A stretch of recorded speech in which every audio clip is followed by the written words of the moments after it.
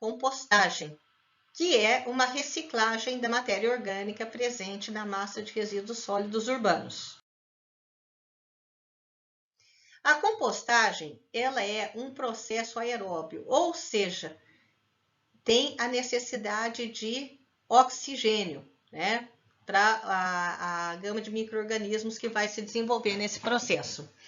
E vai se desenvolver a partir da mistura de teores e granulometria adequados da matéria orgânica rica em carbono.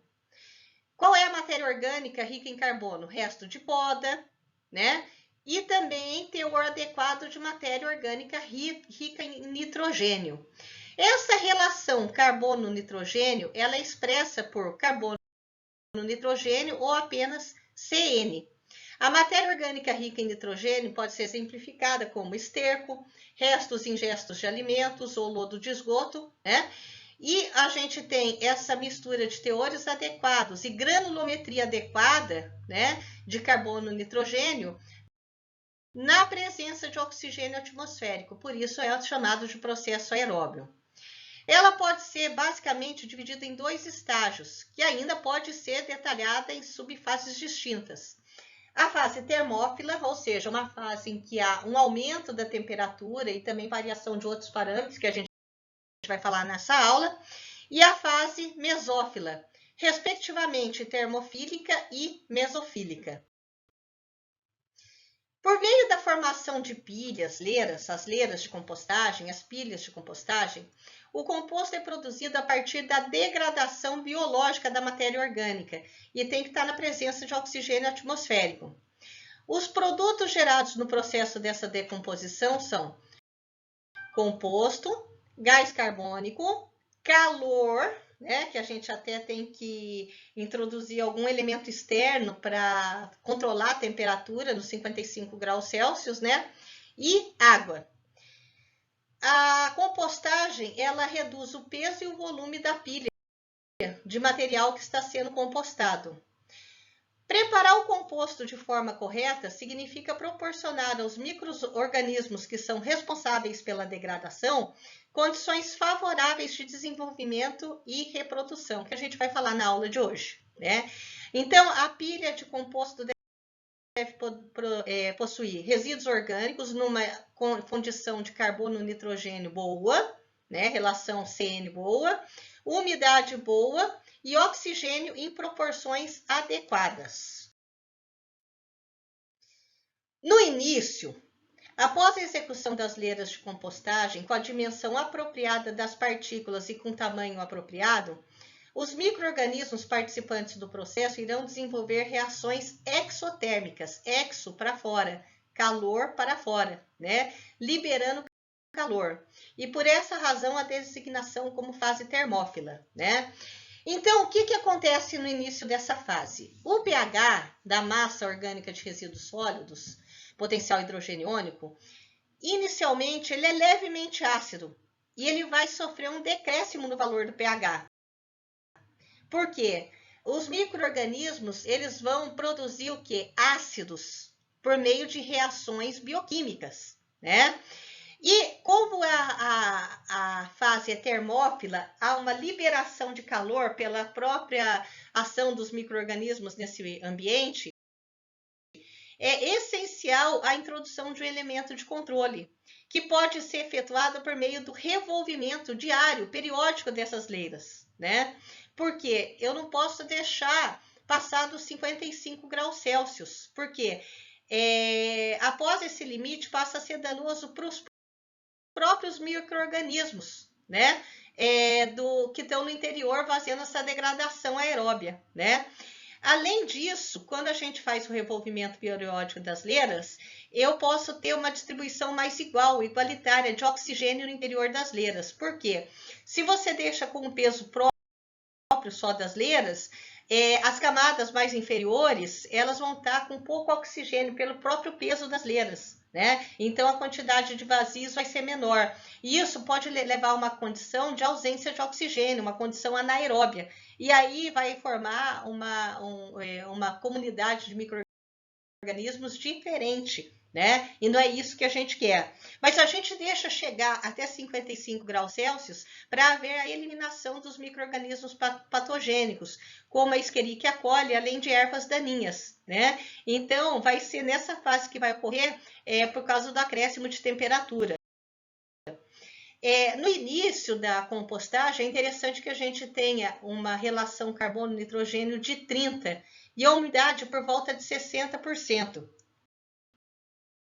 Então, conforme a gente falou, tem que haver um teor de umidade ótimo, na volta de uns 60%. Por quê? Tem que ter a circulação de enzimas dos micro-organismos e dos produtos metabólicos, do metabolismo desses micro-organismos, que são realizadas por essas reações bioquímicas, né? E não pode ser muita umidade também, porque senão expulsa o oxigênio dos vazios que está existente na leira, né? Então, para não ter uma lavagem das leiras nos eventos chuvosos, pode-se cobrir as leiras em eventos chuvosos, né? A compostagem em escala de campo, essa fase termófila, ela pode ser até um pouco acelerada, né? Ela pode ser otimizada, né?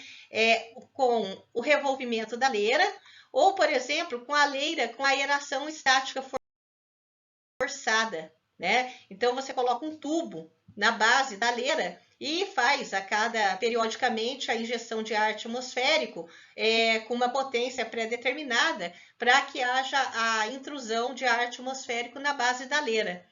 E a leira revolvida com essa aeração forçada, ou seja, tem o revolvimento da leira, além dessa aeração forçada por meio da intrusão de tubos na base da leira. Aqui nós temos as duas fases na figura 1, né? Mostrando como que é essa mesofílica contínua. O que acontece? A temperatura, ela aumenta, né? Ela tende a aumentar, a gente introduz um elemento de controle para que ela fique nos 55 graus Celsius, e aí o que acontece? O pH diminui, né? O pH diminui, depois os ácidos orgânicos vão sendo consumidos, e daí o pH volta até um pouco básico, né? No final do processo de compostagem, né? Então ele mesmo acaba se acertando, e a temperatura também vai diminuindo à medida que vai chegando um período mais de maturação da leira, né? Então nós temos a termofílica e mesofílica. Nós também podemos forçar a ter uma mesofílica contínua, né? Não deixar passar o elemento de controle, não deixar do meso, mas aí a gente perde a grande vantagem de matar os organismos patogênicos, como a Escherichia coli e as ervas daninhas, né? Ou uma termofílica contínua, né? Termofílica e continuar na termofílica, né? Mas ele precisa depois de um período de maturação, em que naturalmente a temperatura da leira já volta às condições ambientais. Aqui a gente está vendo na figura 2, de Barros 2012, o revolvimento de uma leira de compostagem, né? E ela até mostra o calor que naturalmente vem dessas reações exotérmicas. Aqui nós temos uma altura de leira que não pode passar mais ou menos 1,5 m ou 1,80 m, para não dar muito peso sobre a base da leira, né? E a gente ter uma distribuição mais igual aqui de oxigênio que é necessário para os micro-organismos realizarem um processo de compostagem. A fase mesófila, os ácidos produzidos na fase anterior, eles são consumidos, né? Na fase mesófila que a gente tem o consumo desses ácidos, né? Ou seja, ele volta à temperatura mais ambiente, né? E a temperatura retorna a patamares menores. Aí vai haver o quê? A maturação do composto nos denominados pátios de maturação. Com o consumo desses ácidos, o pH vai retornar a valores levemente superiores à neutralidade. E a relação CN, que era de 30:1, ela vai diminuindo no período de maturação, até chegar no final da compostagem a 18:1. aí vai resultar no composto estabilizado ou umificado, o humus, a ser aplicado no solo. A duração do processo pode levar de cerca a 120 dias, podendo ser acelerado por meio de uso de tecnologias, conforme foi falado anteriormente, como a introdução de tubo perfurado na base das leiras com uma vazão de ar ou contínua ou de modo intermitente, ou revolvimento em tubulações com rotação pré-determinada. A qualidade do composto produzido, né, a gente vai apresentar a tabela 1, né, com os dados oriundos do anexo 6 da Instrução Normativa 46 de 2011 do Ministério da Agricultura do Brasil. Então, qual é o limite? Todos em megagrama por quilograma de matéria seca. Do arsênio, 20. Do cádmio, 0,7. Do cobre, 70. Do níquel, 25. Do chumbo, 45. Do zinco, 200. Do mercúrio, 0,4. Continuação da tabela 1. Os valores de referência utilizados como limite máximo de contaminantes admitidos em compostos orgânicos, resíduos de biodigestor, resíduos de lagoa de decantação e fermentação e excremento oriundo de sistema de criação com uso intensivo de alimentos e produtos obtidos de sistemas não orgânicos de acordo com o Ministério da Agricultura brasileiro. Todos os valores, lembrando que são em megagrama por quilograma de matéria seca. Mercúrio, 0,4. Cromo 6, 0. Cromo total, 70. Coliformes termotolerantes, número mais provável por grama de matéria seca, 1000. Ovos viáveis de eumintos, em número por 4 gramas de sólidos totais, 1. Salmonella sp, ausência em 10 gramas de matéria seca.